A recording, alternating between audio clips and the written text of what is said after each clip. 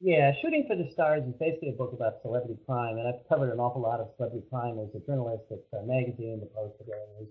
And it's about a young movie actress, 22-year-old movie actress, who's kind of like a young Julia Roberts at the height of her career 30 years ago, who gets gunned down on the streets of New York. It's sort of like a John Lennon situation. And the idea is John Lennon was killed by a crazed stalker, Mark David Chapman.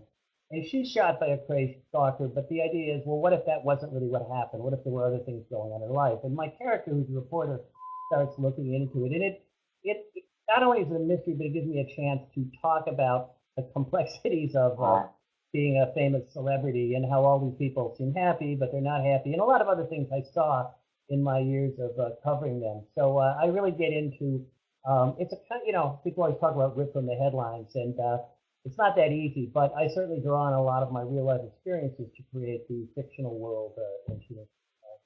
One of the one of the things that I found, and I always say, like most normal crimes are pretty simple. Somebody kills somebody for money or love, and they're convicted, and it's over.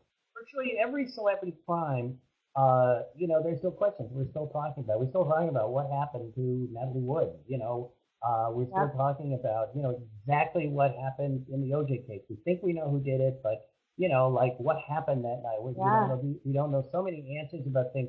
And it goes all the way back, if you think about it, to Marilyn Monroe. I mean, more than a half century ago, Marilyn Monroe was murdered. Marilyn was died, and the question is, did she kill herself? Was it an accidental overdose? Was she murdered?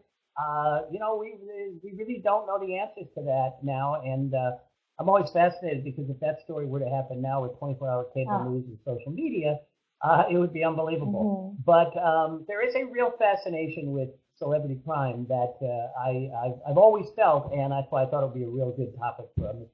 I don't think it's any different. Conspiracy theories have been around for a long time, from UFOs or whatever. And the difference, of course, I think, is there's certain conspiracy theories that are legitimate. I mean, my first book, the first in the Gil Malloy series, is called The Kennedy Connection. And it basically is about what I consider the greatest unsolved murder of all time, which is the assassination of John F. Kennedy. Now, you can only believe that if you don't believe the Warren Commission that Lee Harvey Oswald happened alone, and I don't, and 80% of Americans don't.